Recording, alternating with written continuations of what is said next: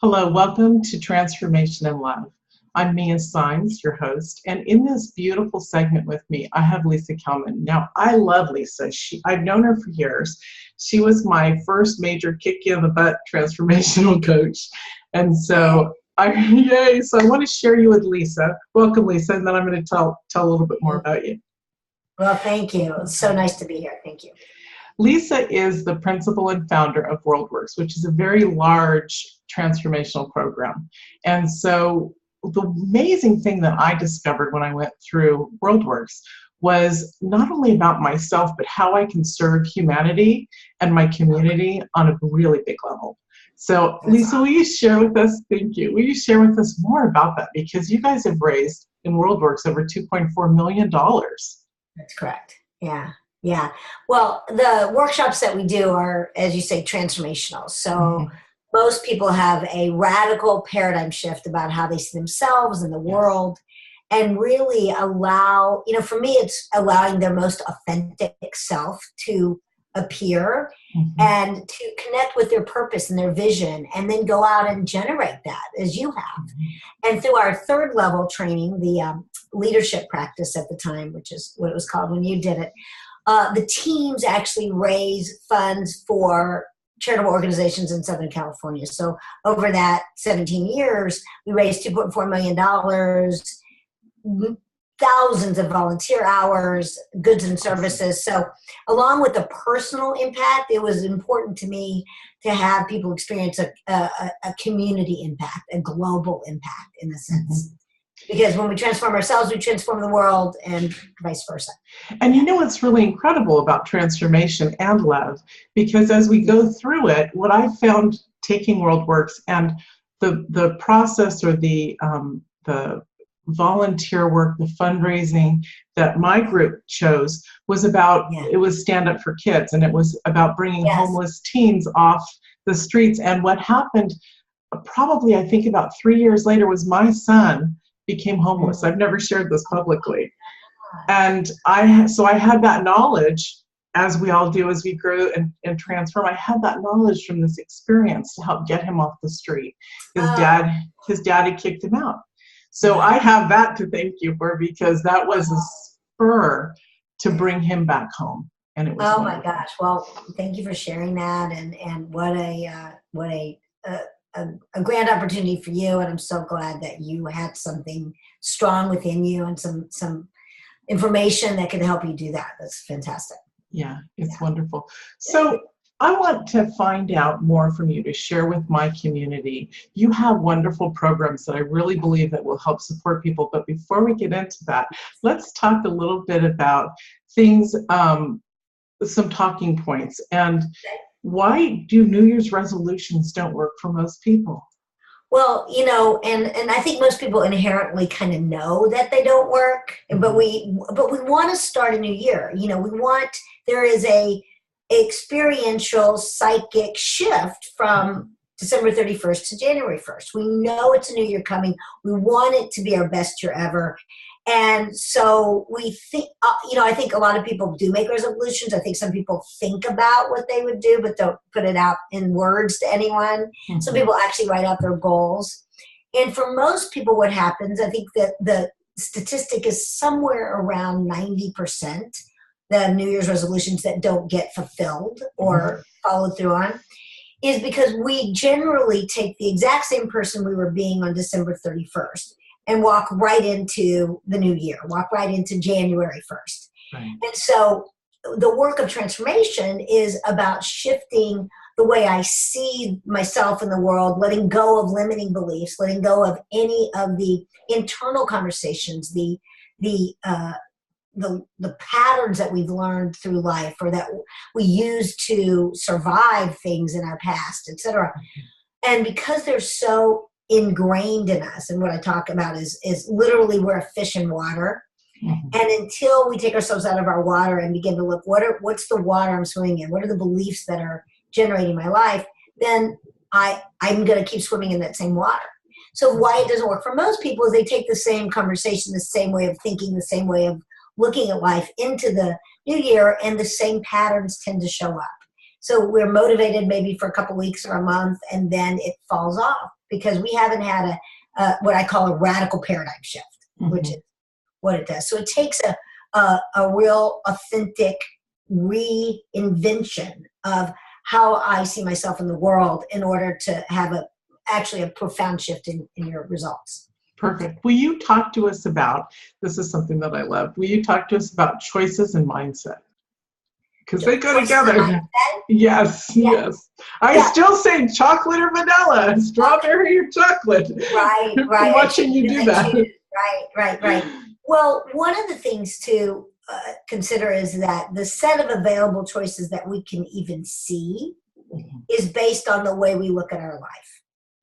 So some people, if we use culturally, and we have many, many great examples of this, but if you take somebody who grew up perhaps in the South and they were in poverty or even ethnically African American or something else, what looks like their available choices is different than somebody who grew up on the East Coast, well-educated, fairly wealthy family. Now, some of that's socioeconomic, but some of it is just the way we're ingrained. Right. Then we have great examples like Oprah, grew up in the South, not much money, African-American, and obviously one of the most successful people in the world. But that took her reinventing the internal conversations that she lived in, which she's made pretty public, Yes. So until you can shift the way you see life and open up these possibilities by really shifting your worldview, you don't have different choices. So if all I've ever known is chocolate and vanilla, and somebody offers me Rocky Road or mint chip, I'm going to be like, no. Right. There's a great story many, many years ago in Russia, because I used to train in Russia. And when Baskin Robbins went into Russia, when it was first commercialized, they put all 31 flavors. But they weren't selling anything but chocolate and vanilla, because that's all people knew. So they cut it back down to chocolate, vanilla, and strawberry, and then eventually took out strawberry because the only thing people were buying at the very beginning of commercialization for the Soviet Union and Russia was chocolate and vanilla. That's all they knew. So and not even to go outside of that to try something else. Wow. No, it was right in front of you with a little pink spoon that they could taste. That is great. I love that story because, and I've not heard that, everybody, but I love this story because it just shows us our expansion that we can go into. Literally as simple as chocolate and vanilla into all the other beauties around the world. Wonderful. Now you've been teaching transformation for how many years? 29? 29 years, yes. That's fabulous. Training, coaching, and teaching, yes. Yes. And you have 2 twin boys. They came when you were 51. That's so awesome. Yes. My claim to fame, I think, is really that. Yay! Isn't it? Our children are our claim to fame. Yes. It's beautiful. So share with us what these beautiful boys have taught you differently than you have experienced throughout all these years of your transformational life. Yeah, it's fascinating because I had been in the transformational world over 20 years when I had the twins, and I didn't have them, but I have them. My wife actually was the birth mom. And what I got pretty quickly was that I can't overpower, control, or as much as I can tell them what to do as a parent, it doesn't really work. And it really does take me connecting, being present with them, as well as enrolling. Like really, it's always an enrollment game of whether it's, they start fighting and it's distraction, or it's we want to get in the car to go somewhere, which who knew getting out of the house was opportunity. Yes, exactly. So it really taught me that I have to bring my authentic self into the relationship at all times. And now that they're this age, one of the things that is very clear to me that they've taught me is about being present. And when I'm not, they call me. I don't always like how they call me on it. I talk about this in my most recent blog on my website. But they do. They always nail it if I'm, or go, Mom, you're grumpy today. And, yeah, I'm a little grumpy today. So being fully present, also patient, like really patient. Like I've not been the kind of driver kind of person, like, let's go, get it done. Let's, let's keep it moving. And that's not always their time frame. And that has been really good for me. The other piece of this that this year has shown up even more is my mom has dementia. And if I really want to be connected to her, I've got to be present to where she is. And where she is may not be the same place I am. Maybe kind of feels like a different reality in the moment. But my joy and my feeling of peace comes from being with her wherever she is. So those are a couple of the big lessons for me from having kids and the long game. Let me just say the other thing with my children is playing the long game and always being present to who's the human being I'm giving space to come forth. And when we come forward with our children like that, isn't it so different than the way that humanity does raise their children? Because we're seeing them in a different light. We're seeing their greatness, where most people see the limitations. It's beautiful. Yeah, I've done some amazing parenting classes, and I've read a little bit in the parenting books. Thank you. But if you look over history, children were very much like women, meaning centuries ago, were property. Children were just the property of the family. And so they were treated as that. And I think through our evolution and transformation, and I think now more than ever, we see not only children as our future generation, but I really feel like in some way they chose us in order to become who they're supposed to become. And that I've been given this incredible gift of holding space. Yes. It's really beautiful because children needs to be, the celebration of children is literally what it's all about. We've heard for generations upon generations upon generations that the children are our future. Well, when we step into actually seeing that, feeling it, and being a part of that, they really do become the future because they become elevated at such a younger age than we were. Yeah, it's really beautiful, isn't it? Yeah, well, a good reminder for me is like their current behavior is not who they are. So if there's some, stuff flying around and stuff, it's like, okay, well, this is not who they are. This is just their current behavior. Yeah. They're being perfect 7-year-olds. Yeah. Do you have a few tips on that, on how to be more present with, and also I'm sorry about your mother. I'm struggling with the same belief with my mom as well. So the present with the adults with dementia, because we're all seeming, due to all the chemicals in our food and air and everything else, we are having more dementia and Alzheimer's than ever before. Yes, there are, a billion more people than there were, however 20 years ago or whatever. But so share with us how to be more present with an adult, that we love, and then also with our children, because these are very helpful tools for people. Well, as I think, let me just say with my mom, I think when I let go of needing her to either be a certain way or follow the conversation a certain way or not, or make sense, like when I let go of that, it was much easier. And where I could just be with her and listen compassionately, don't have to agree with what she's saying. And also, let me just say, bringing in humor. She still has a great sense of humor. And it's all about us letting go of our agenda, of what we think they're supposed to do, what we think they're supposed to be, how we think they're supposed to operate, or what they're supposed to remember or not remember, or say or not say, and I've been working lately on just trying to imagine what it's like to be her. At some level, I know she knows she's not fully present, and what that means, and most of the time she's really like, even if she's between two worlds, it's not unpleasant for her. Right. If it's not unpleasant for her, why would it need to be unpleasant for me? Right. So that's the main thing. And with my kids, I think it's, again, getting off my agenda. I mean, sometimes we have to go somewhere, etc.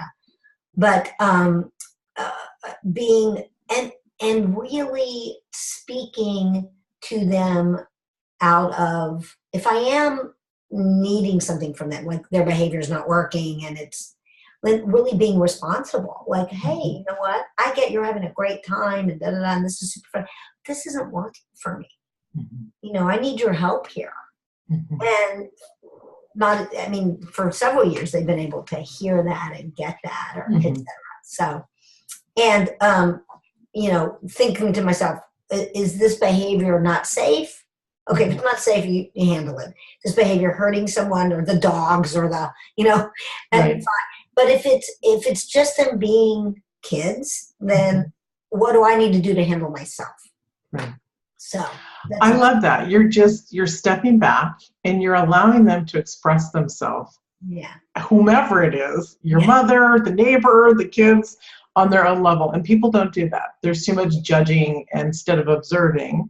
So that's beautiful. So I love that. We do some really important things, like family dinner or a family meal. I think there's a lot of research about having a family meal, whether it's your breakfast or it's your dinner or whatever. Long-term really supports kids, where we limit, their school does, but we also limit their media substantially. So we find that that's been great. Outside play, that kind of stuff, really seems to nourish their well-being. So. Beautiful, beautiful. Here's just something off the side I just thought of. When my kids were little, we used to do these family dinners where I would say, okay, you choose what country you want to study, and we'll do, so we did two a month. And so awesome. Isn't that great? And so oftentimes we'd eat at the coffee table with pillows, because different cultures did that. And that's so it was fun. Cool. It was fun. It was great. It's really about supporting them. And I just love that you bring this up, not just in the transformational aspect in WorldWorks, but also in the parenting classes and similar stuff, I'm sure, even in the relationship, the marriage or relationship courses too. It's all about work. Yeah, I love that. That's beautiful. We actually have a family training coming up, but I can talk about that at the end. Oh, awesome. Okay, great. You also are this big public speaker. So would you like to give some tips and tools for those who are watching? And what a mission, really, because you have this mission, just like I do, but you have this mission to change all these lives, as many as you can touch. You guys are in China and Russia and all over the world. So share a little bit about a mission and how to step into the tools of, I know that you teach this as well. So if you don't mind sharing some, that would be great. Yeah. Well, I think my vision and my purpose is to have people experience their life with joy and grace, ease, freedom, authentically. And so the trainings we do supports that. Anytime I'm in front of people and I get to speak to people, I can maybe open up something, an hour or two in a public speech is not the same as, spending some time and really doing the deeper transformational work. Yeah. But I would say, I think of public speaking, or I'm going to call it influential speaking, because whenever we're in front of people, we want to influence, we want to impact. So it could be that people are in front of a sale, they do a sales meeting once a week and there's 20 people in front of them, or they do presentations, there's 5 people in front of them, or they do big speeches and there's 1,000 people in front of them. So for me, the number one thing I talk about is, who are people being? So the allowing of your authentic self to shine. So some tips to that are 2 things. Number 1, be personal. Tell personal stories. It's not about making it all about yourself, but it's about, look, when I had children, here's what opened up for me. It's me sharing myself in order to make a distinction or a point. I think that's very supportive for people. Number 2 is to be completely authentic. If there's something going on, I call it, I think I read this in a couple of books. I heard it in a course, and then I read it in actually a parenting book called The Conscious Parent. I think her name is Shalali. Fantastic. Anyway, it's called as-ising. As-ising. As-ising is when, let's say you're in the middle of doing some kind of public speaking and you leave something out. And it's important. And you need to go back and say, you know what? I left this out. I just left out a whole big piece of what I'm supposed to tell you guys. And oh my God, I got to go back and tell you, because if I don't tell you, you'll miss something. That's right. Like completely transparent. Completely transparent. And it doesn't mean get your stuff on people like, I'm so nervous, I can't do this. Not like that. But like, wow, it's my first public speech. I'm a little bit nervous. I'm going to use some cards. Right. You know, but completely transparent. So that's a couple of things. And then whenever you're in front of people, the very last person you can see in the room, the very back of the room, it could be 20 feet away, it could be 2,000 feet away. Speak beyond the last person. Now, you may have a microphone, because obviously if it's a big enough group, you're going to have some microphone and volume support. But your energy it's really important to encompass your energy all the way to the back. All the way to the back of the room. So when I'm in front of people, whoever's in the back of the room can feel whatever I'm speaking about. Right. And sometimes it's not very loud, and sometimes it is louder, but it's really about making sure that your presence encompasses everybody. Because you'll notice if it doesn't, like you could say you have 100 people in a room and you're only getting half, the last half is going to check out. Right. The back half will check out because they're not pulled in to whatever you're speaking about. So those are just some pretty easy tips that no matter what you're talking about, no matter how big the audience is, no matter what your expertise is or long-term experience, you can bring those into. Yeah. I love how you bring up the connection part, because that talking to somebody, sharing your story, that's an emotional level that we connect with people on. It's so vital. It's beautiful. And of course, I've seen you speak a lot, so it's great. You do an awesome job. Will you share with us some of these beautiful programs that you have coming up in the next couple months that can support you? Yeah, absolutely. We have, I'm so excited about this because it's been quite a long time since we've done it, is our family training. And the family training is a weekend workshop for parents and kids ages 7 to 18. Could be maybe a little older, but that's generally the time frame. And the purpose of the training and what people get out of it is that the family opens up in communication. The younger, I'm going to say kids, we call them little people, medium people, and big people in the training, feel like they have an equal voice in the family. The kids actually get to own their personal way of being contract, which you're very familiar with. Yeah, it's really powerful. The family creates a family mission, a family purpose together.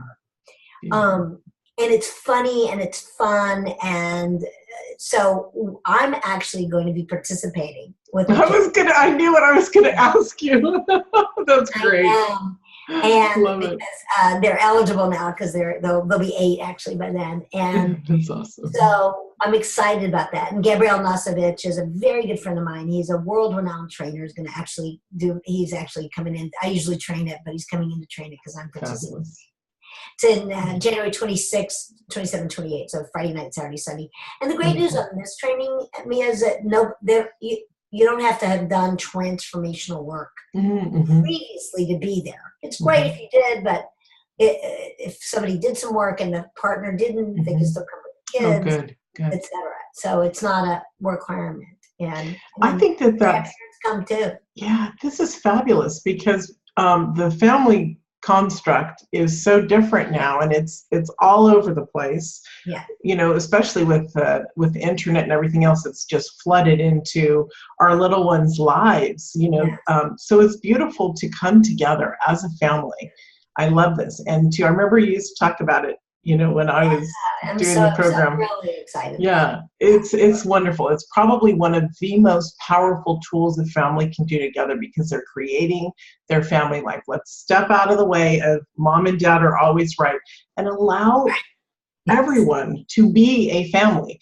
You know, when we were growing up, you and I, it was like, blood is thicker than water and this and that. No, now we get to actually move together instead of going out and work the fields. We actually get to work with each other to build a family love and stuff. I think that's beautiful. Yeah, and families are so, you're right about the construct. There's so many different forms of family right now between, you know, single parents, divorced families that are remarried, blended families, adoption. It's fantastic. I mean, it really brings it brings it home. I'm excited about it. It really does. Yeah. And then in April, I have actually it's called the Art of Influential Speaking. Nice. Of course, it's a weekend workshop as well, where I really work. It's a very small group, so I work with people very intimately about bringing out, number one, the message that they're supposed to be speaking, like their unique message, because everybody has one, and then their way of being in front of people. And it also with a template that they can go anywhere out of that training and do a speech, do a talk, do even maybe a workshop for a day. That's awesome.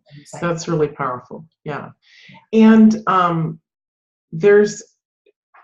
do you have a couple of other stuff coming up too? Yeah, there's a samurai workshop coming up. Okay. Yeah. The samurai workshop is I just tingled with that one. The samurai workshop is a workshop that is experiential, which is so fantastic. And it is based on the life of a samurai warrior. And they lived by a code of honor called the Bushido. And the Bushido was about living with integrity, loyalty, honor, that live every day as if you're going to die. So level of urgency and presence. And they were amazing artists and sculptors and painters and poets, along with warriors. And so it's designed for you to actually access that part of yourself. And it culminates in a game called the Samurai Game, where you literally dress as samurai, and not with real weapons or anything, but you play a battle against another team, and there's nothing physical or anything like that in it, but it's an opportunity to mirror your life in a powerful way. So people come out of there with presence, power, self-confidence, new level of trusting themselves, energetic clarity about their passion and their vision. So it's a really, we have that once a year, because the trainer you must be certified to train that particular course. And he is literally the man who did my intro training many years ago. He's very young at the time. He's again, a world-renowned trainer, Keith Benz. I feel so blessed to be able to work with such great people like Gabrielle, Keith, Lynn, and just amazing stuff. Yeah. It's beautiful. I love it. I remember when it was going on, when I was in my training through the programs, and I was just always so fascinated with the idea that we could bring these beautiful culture and ideas and transformation, something that's different from what we were just learning, into our life, because there's so much beauty and glory around the world, around our globe, that if we open up, so I believe that true transformation is opening up to every aspect of every corner on the globe, so that we can learn all these beautiful things that we might not get to normally if we don't open up our mind and seek it out. So I love that you brought that. Yeah. And this training is unlike any training that I think, I've done a fair amount of transformation through different companies and cultures, and it's very it's pretty unique. So. That's awesome. You have something that you'd like to share with the audience. It's a gift. I do. I forgot about that. So on our website, if you go in and just put your email in, it is it's more than a blog. It's a document, but it's a download, a PDF download of the 5 secrets to living an inspired life. And they are some of the fundamental distinctions that over 29 years I've found, like, if you're willing to take these 5 things on, if you're willing to put them in practice, you will see an immediate shift in your ability to produce results, connect with people you love, inspire yourself, feel filled up. And in there is not only describes it, but it also gives you some things you can do right away, starting today, that will open up. One is about how you relate to the facts of your life. One is about abundance and how to allow the flow of abundance to immediately begin to, flow through you. Because the universe is abundant. It already is. It is. One is about how to stand in your vision from a future orientation rather than trying to get to it. So there's 5 key principles that I think are critical to anyone having sort of access to a new possibility. So that is free on our website. We'd love for you to dive into that and and play with it, and then, you know, let us know how it's going. You know, give feedback. Wonderful. Yeah. And at the end of it's either on the end of this footage that you'll have the link to that. But if you don't, it comes in the daily email that you'll get with this. But if you're watching this on YouTube and you don't have that daily email, Lisa, would you give the website address, please? Of course. Thank you. Thank you. It's www.worldworkstrainings.com. So world, like WORLD, works, WORKS, trainings.com. So beautiful. Wonderful. And I was going to offer also something to your listeners, if I could. Yes. And I don't know exactly how the mechanic on this works. I don't even know if we talked about this. I'll let you know as soon as you tell me. But anyone who is your listener, if we can figure that out, I'll give a $100 gift towards the Samurai workshop. Awesome. March 9th through 11th. You know what? Awesome. So good. Okay. Fabulous. Fabulous. Yeah. So it's a $595 course, $100 off of that. That's beautiful. Would love to support your folks in that. So anyone watching this, whether it's in the email or later on again, if you can't get me at miasaenz.com, which you guys know you can also write Lisa at the worldworkstrainings.com. Yes, worldworkstrainings.com. Yeah. There's a contact info on there. And then ask her, let her know that you saw it here with Mia Saenz, and she'll honor that. That's beautiful. Absolutely. I love that. Thank you. Love to do that. Yeah, love to do that. That's wonderful, incredible. What would you like to leave the audience with? Something from your heart, a message that you want to share? You've given so much, but...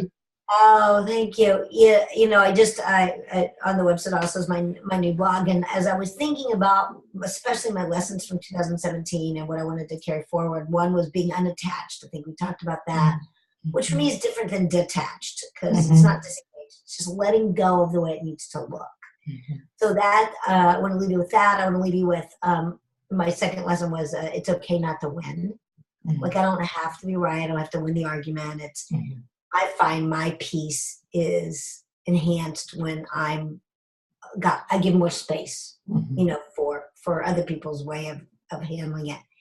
And then the third was to be present. And I think the biggest thing we can do is remember that we're interconnected in our world, and you may not have a big mission to transform the world, but everybody you're around, you have a opportunity to impact, to love, to inspire, to come from your heart.